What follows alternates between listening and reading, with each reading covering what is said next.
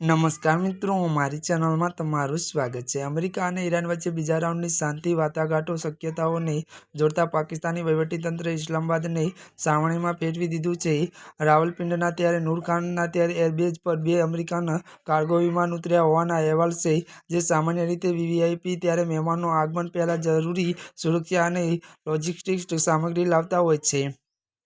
ત્યારે આ ઘટનાક્રમ બાદ ત્યારે ઇસ્લામાબાદમાં રેડ ઝોન સંપૂર્ણપણે સીલ કરી દેવામાં આવ્યો છે।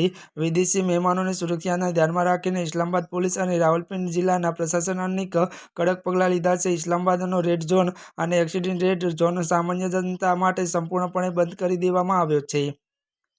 ઇસ્લામાબાદ અને ત્યારે રાવલપિંડી વચ્ચેના ચાલતી તમામ પબ્લિક ટ્રાન્સપોર્ટ સેવાઓ પર આગામી આદેશ સુધી રોક લગાવી દેવામાં આવી છે। જોકે ખાનગી વાહનોને મર્યાદિત શરતો સાથે છૂટ આપવામાં કરવામાં આવી રહી છે અને ત્યારે આસપાસના વિસ્તારોમાં 10 દિવસ સુધી કડક પ્રતિબંધો લાગુ રહેવાની શક્યતા છે। અગાઉ 12 એપ્રિલ અમેરિકા ઉપરાષ્ટ્રપતિ જેડી વેન્સ શાંતિ મંત્રાલય માટે ઇસ્લામાબાદ આવ્યા હતા।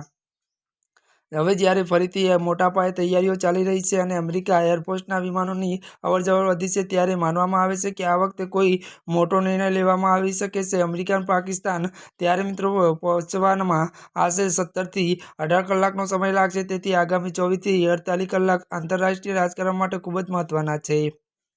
ત્યારે મિત્રો અત્યાર માટે બસ આટલું જ। અમારી ચેનલમાં નવા હોય તો અમારી ચેનલને લાઇક, શેર અને સબસ્ક્રાઈબ કરી દેજો। ધન્યવાદ।